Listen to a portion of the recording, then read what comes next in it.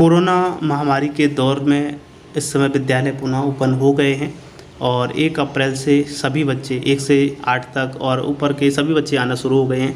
तो यदि आप बेसिक में हैं और प्राइमरी में आते हैं तो आपको ये आकलन ज़रूर करना है और लगभग 4 तारीख तक आपको आकलन कंप्लीट करना है। किस क्लास के लिए करना होगा आकलन, कैसे प्रश्न होंगे, ये PDF आप यहाँ से देख पाएंगे। हालांकि आपको एक जो बुक्स दी गई होगी समृद्ध करके, उसमें ये आकलन प्रपत्र दिए गए हैं, उसी के अकॉर्डिंग आपको आकलन करना होगा और आकलन अति आवश्यक है। उसके बाद ही आप बच्चों के क्लास को रन करवाएं। जैसे कि A दक्षता प्राप्त है और B दक्षता प्राप्त नहीं है, इस टाइप से आप अपनी एक सारणी बनाकर रख लें, बच्चों के नाम लिख लें उनके आगे। तो किस प्रकार का प्रपत्र होगा वो भी हम आपको दिखाने वाले हैं, तो वीडियो को आप पूरा देखिएगा। बच्चों को कार्य करने के लिए पर्याप्त समय दिया जाए। शिक्षक बेसलाइन और एंड लाइन आकलन को में बच्चों द्वारा किए गए कार्यों को दक्षतावार विवरण दिए गए आकलन प्रपत्र में भरेंगे। आकलन प्रपत्र आपको दिया गया है। तो ये है सबसे पहले स्तर 1 का आकलन टूल। तो यहाँ से आप देख पा रहे हैं ये क्वेश्चंस हैं, ये बच्चों से सॉल्व करवाने हैं। कितने बच्चे सॉल्व कर पाते ये समृद्ध है और यहाँ पर आकलन प्रपत्र ये साफ लिखा हुआ है, इस टाइप का होगा।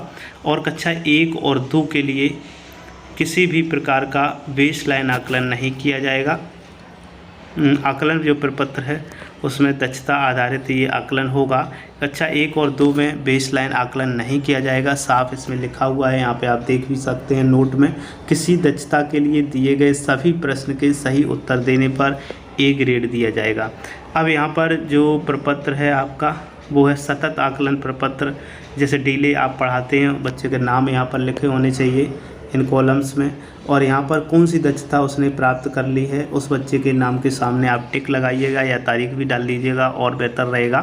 तो इस प्रकार से आप आगे भी बच्चों को रन करवाइए। यहाँ साफ लिखा है, क्या लिखा हुआ है कि उप दक्षताओं के लिए शिक्षक एवं स्वयं प्रश्न बनाएं और बच्चों का आकलन करें। उप दक्षताओं के आकलन के लिए बेसलाइन और एंड लाइन के लिए दिए गए प्रश्नों का उपयोग ना करें। उपदक्षता जो ये दिए गए इनके लिए कोई भी प्रयोग नहीं करना है। तो यहाँ पर स्तर 2 के लिए ये क्वेश्चंस दिए गए हैं, यहाँ से आप देख पाएंगे। तो यदि आप इसका PDF चाहते हैं तो आप हमारे इस वीडियो के डिस्क्रिप्शन में जाके इसका लिंक प्राप्त कर सकते हैं और वहाँ से आप ले सकते हैं। तो ये जो हम आपको PDF दिखा रहे हैं ये कक्षा 1 से लेकर के 5 तक के लिए है, जिसमें 1-2 का हालांकि आकलन नहीं होना है, तो ये 3 से 5 हम कह सकते हैं। तो उन बच्चों के लिए है। तो ये PDF करने के बाद में ये जैसे है इससे आकलन करवाना है।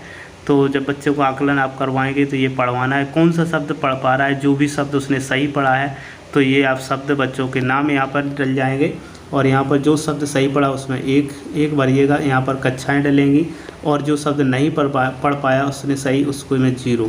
तो इस टाइप से आप बच्चे का मूल्यांकन करके इसमें नोट कर लें, जो कि आपके पास ये स्लिप रहेगी। इसके बाद में सभी कक्षाओं के लिए इसी प्रकार से करना है, सभी के लिए यहाँ पर दिया गया पूरा विवरण।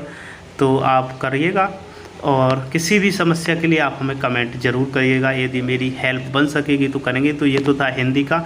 उसके बाद में हम गणित का आपको दिखा रहे हैं जो आकलन प्रपत्र है और साथ ही उसका भी PDF आपको इस वीडियो के डिस्क्रिप्शन में मिल जाएगा। चलते हैं गणित के PDF की ओर। तो यहाँ पर हम आ गए हैं गणित के जो आकलन प्रपत्र है, ये आप देख पा रहे हैं आकलन टूल है। यहाँ पर स्तर 1 के लिए ये क्वेश्चन पेपर दिया गया है, स्तर 2 के लिए तो सभी स्तरों के लिए, स्तर 2 के लिए, स्तर 3 के लिए, स्तर 4 के लिए। तो कैसे आपको ये करवाना है, किस प्रकार से आकलन करना है, ये पूरा डिटेल जब आप समृद्ध यदि आपको मिली हुई है तो उसमें साफ लिखा हुआ है सब कुछ, वहाँ से आप देख सकते हैं। सिर्फ हम यहाँ से आपको इन्फॉर्मेशन ही दे सकते हैं, इन्फॉर्मेशन के लिए ही ये वीडियो बनाया है। आकलन आप सभी शिक्षक आसानी से कर पाएंगे क्योंकि सभी शिक्षक सभी कुछ सब जानते हैं। तो यहाँ से जो भी प्रपत्र है आपका समृद्ध में, वहाँ से आप आकलन कराइएगा। कोशिश करिएगा कि 1 तारीख से लेकर के और 4 सितंबर तक सभी बच्चों का आकलन हो जाए, जिससे कि आपको बच्चे की स्थिति का, वर्तमान स्थिति का पता चल सके कि बच्चे किस लेवल पर हैं। उसी के अकॉर्डिंग उनके रिमेडियल क्लास यानी कि ध्यानाकर्षण जो कक्षाएँ चल रही हैं वो आप चलाइएगा। फिर उसके बाद में 15-20 दिन बाद फिर से आकलन करके बीच बीच में चेक करते रहिएगा किस दक्षता को उन्होंने प्राप्त कर लिया है। तो जो सतत आकलन है उसमें आप भरते रहिएगा। तो इस प्रकार से उम्मीद करता हूँ ये वीडियो आपको अच्छा लगा होगा।